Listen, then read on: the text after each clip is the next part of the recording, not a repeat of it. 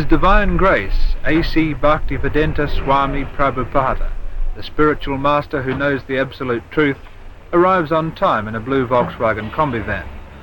For members of the Hare Krishna sect, it's the first coming. For the press, just another Indian mystic. And for the Paddington mob, another curious visitor. His Divine Grace founded the International Society for Krishna Consciousness in 1966, but it's said his disciplic succession can be traced back directly for 500 years. According to his followers, he's the divine representative of God, and he's completely pure. Basically, the movement he heads is austere and exclusive. Alcohol, tobacco and sex, other than for procreation, are frowned upon, and diet is strict and simple. Disciples surrender everything they own when they join the movement, and they survive on money from publications, donations, and they say Krishna. God or Krishna is all pervading. From his energy,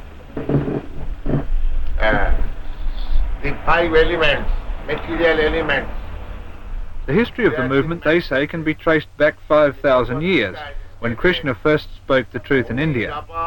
These days the headquarters are in Los Angeles, where, according to one member, there are more frustrations. But today they say the most perfect person in the world is in this Paddington flat, and the 50 members of the Sydney branch are ecstatic. Today, say the disciples, is a day of rejoicing, of peace, love and humility. But behind the facade there's some conflict and some sadness. Cheryl Zimmerer is 18.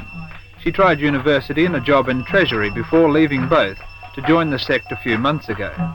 Today, after her initiation by the spiritual master, she says she's found true happiness. But her mother and her aunt are not so sure. For them, the ceremony represents an alienation from the type of life they hoped Cheryl might lead. Well, I'm not happy with it. I don't go along with it, but it's her life. It's what she wants. So my husband and I make the best of it. What worries you about her being initiated? Her future. Her whole future, and the fact that they're teaching them that there is not to have sex.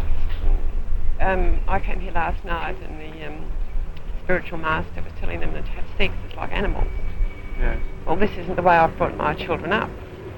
And to hear this sort of thing, I'm wondering what her future is. She's given up university to do this, given up everything, she's not working, and I can't see any future in it at all. What's going to happen in 10 years' time? What religion are you, can I ask? Church of England. And you feel that... She's been christened, she's been confirmed in her own church, and she suddenly turned to this all in a matter of 2 months. What do you think has attracted her most of all about Well, this? she's been looking for something. She's an introvert, and she's felt she's wanted more out of life than what she's been getting. And she's obviously getting it, isn't she? Because she's, her ideas. She seems very happy since she's been here, doesn't she? Her ideas coincide with these people's ideas, and I think they're very good living people. They're very sincere in their ideas, but they're not my ideas. This is one of the things you don't particularly appreciate. No, I can't see the point of doing this. Sure, why do you in fact prostrate yourself like that? Well, it's a sign of humility, like the spiritual master. He is a messenger from God, an associate of God. He's actually Krishna's friend, God's friend. And this is why we bow down to the spiritual master, because the spiritual master is giving us, this knowledge how to go back home, back to Godhead, back to Krishna.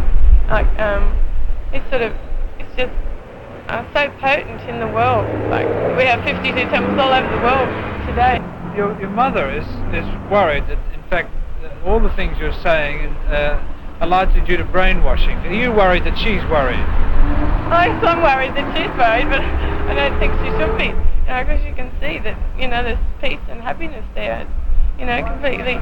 Everybody has one goal, and there's no sort of bad relationships in the temple. People realise that we're all spirit souls, all part of Krishna.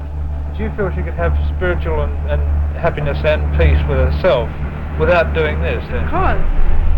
I thought that this is what she was getting at home. I mean, we love her very much at home. She's been brought up to the Christian religion, but there just seemed to have been something lacking somewhere. This is a very hard question, but if your parents wanted you to come home and perhaps ignore all of this, and perhaps get married like most normal 18-year-old girls, what would you do? What? If they wanted me to, I'd say I can't, because, you know, we're all spirit, soul, and we're only on this lifetime. Our lifetime is like an eye wink in the eternal time. So, you know, we have to try to go back home, back to Krishna as soon as possible. But there's no other bona fide spiritual master. This spiritual master is pure. You can tell just by association that he is pure. You can find out for yourself just by association. We don't ask you to believe, you know, that he is pure.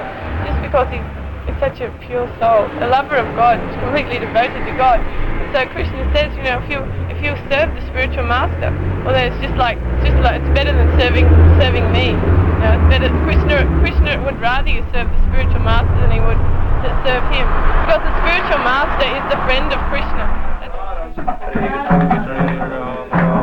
That's